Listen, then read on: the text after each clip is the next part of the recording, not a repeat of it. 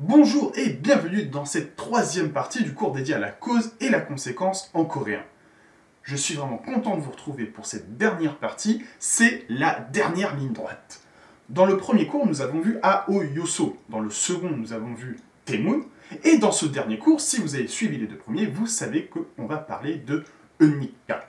Avant de passer dans la salle de cours, permettez-moi de faire quelques petits rappels très importants. Premièrement, si vous préférez suivre ce cours en écrit, sachez que c'est possible. Dans la description, vous avez un lien et ce lien vous redirige vers la version écrite de ce cours. C'est entièrement gratuit, il n'y a pas de mauvaise blague avec des parties réservées aux gens qui prennent des abonnements, pas de ça ici.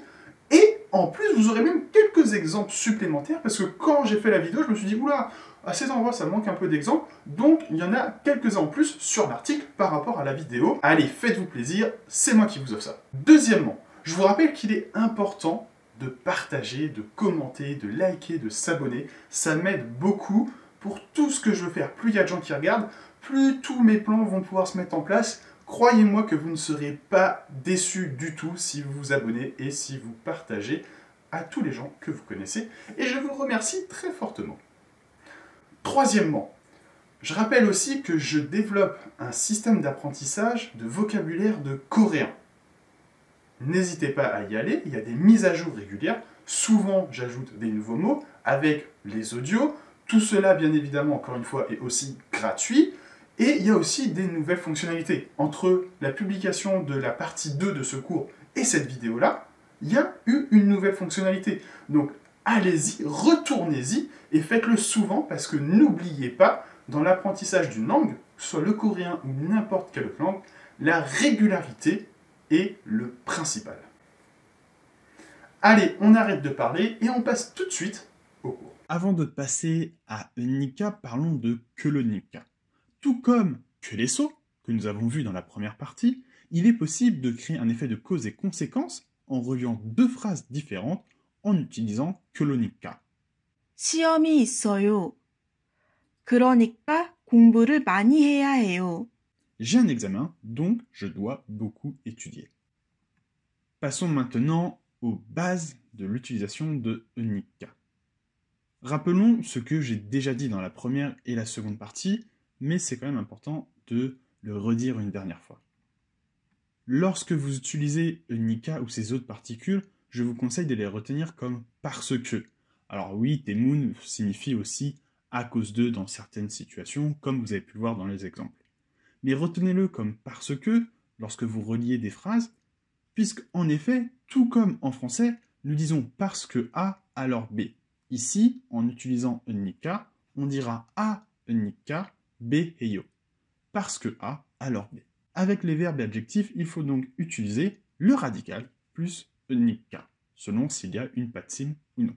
Cependant, attention, il y a un petit piège avec l'utilisation de cette formule.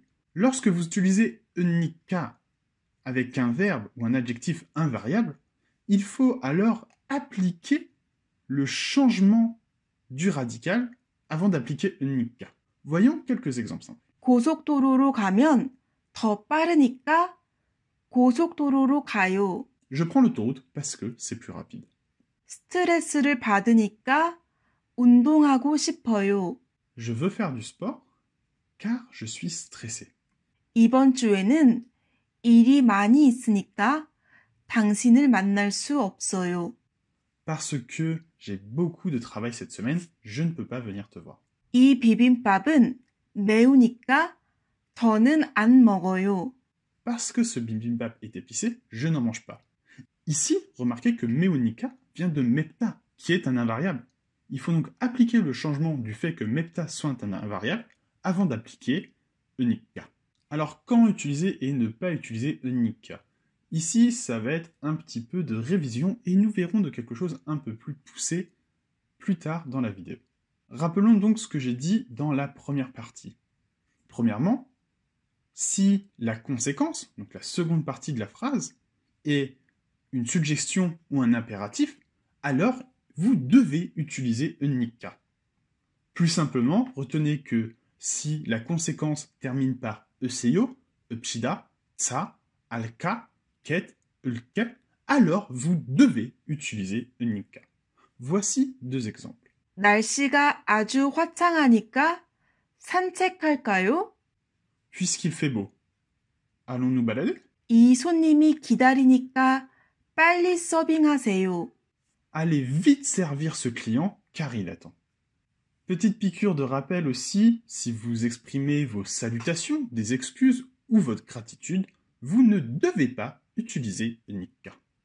Aussi, nous avons vu que aoyoso est utilisé lorsque vous exprimez une cause et une conséquence. On doit cependant apporter une nuance. En effet, si lorsque vous vous exprimez, vous êtes sûr que l'interlocuteur connaît la réponse, alors vous devrez utiliser nikka. Cela sera plus naturel. Voici un exemple. 왜 젖었어요? Pourquoi es-tu mouillé? 소나기가 오니까요. Car il y a une inverse. On peut se permettre de supposer que la personne qui vous parle est au courant de la météo. Tout le monde est plus ou moins au courant de la météo. Un jour où il y a des averses, enfin voilà, tout le monde le sait, donc vous pouvez le dire. Contrairement à aoyoso, vous pouvez appliquer la marque du passé à un nikka. Il n'y a pas de piège particulier. Étant donné la façon de structurer le passé en coréen, la forme sera donc radicale passé plus nikka, puisqu'il y aura toujours une patsim. 지난주에 그 드라마를 봤으니까 다른 것을 보세요. J'ai vu ce drama la semaine dernière, regardons-en un autre s'il te plaît. De même que aoyoso, vous pouvez appliquer le futur à un nikka. Comme nous l'avons vu dans le premier cours, il existe plusieurs façons de former le futur, la plus commune étant sa forme contractée, donc vous rencontrerez quasiment tout le temps radical plus ul konika. Voici un exemple. 다음 주에 여행을 갈 거니까 친구의 생일 파티에 못 갈 거예요.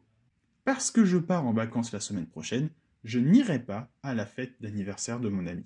Voyons maintenant un petit détail, une réelle subtilité supplémentaire dans l'utilisation de nikka et aoyoso.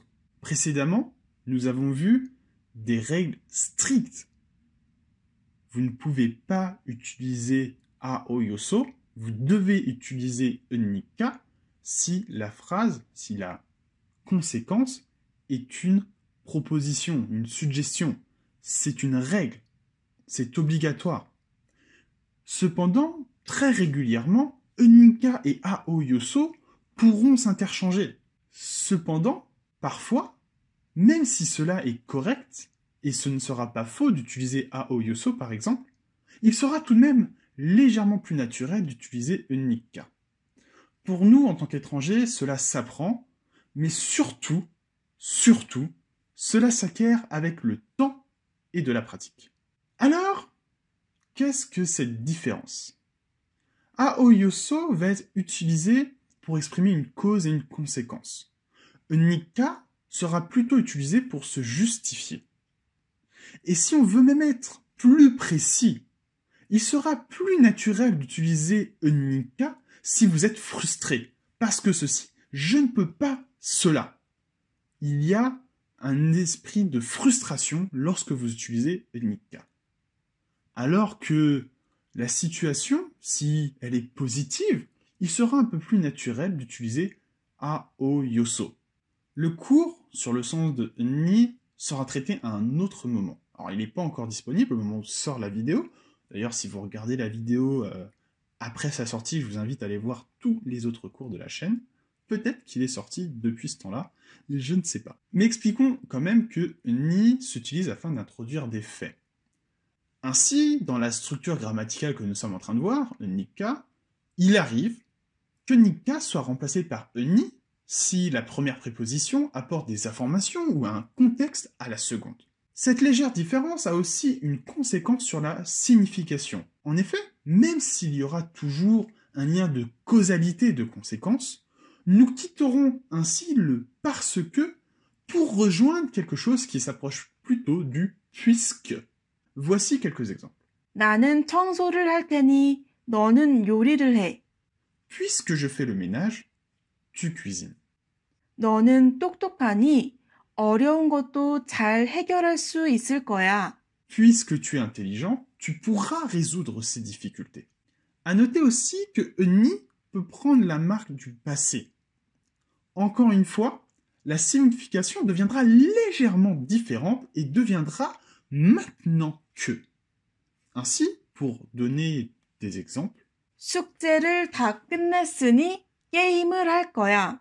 maintenant que j'ai terminé mes devoirs, je vais jouer aux jeux vidéo. 식사가 준비됐으니 저는 먹어요. Maintenant que la nourriture est prête, je mange. Je ne vais pas développer ce principe, car ce n'est pas l'objet de ce cours, ici non plus, mais sachez que Unika peut avoir un sens différent et signifier j'ai vu / j'ai compris. Si vous souhaitez dire, par exemple, quand je suis allé au travail, j'ai réalisé que nous sommes un jour férié. Il faudra donc s'en remettre au contexte afin de comprendre le sens de la phrase, mais souvent ça se fait simplement. Merci de m'avoir suivi pour ce premier cours, j'espère beaucoup qu'il vous a plu. C'était 3 parties relativement intenses pour moi aussi, c'est la première fois que je fais ça, mais je pense m'en être bien tiré. N'hésitez pas à me dire tout ça en commentaire, et surtout, je le redis, abonnez-vous et partagez, ça aide vraiment. À bientôt pour de nouvelles vidéos de coréen, mais aussi juste des vidéos sur la Corée du Sud.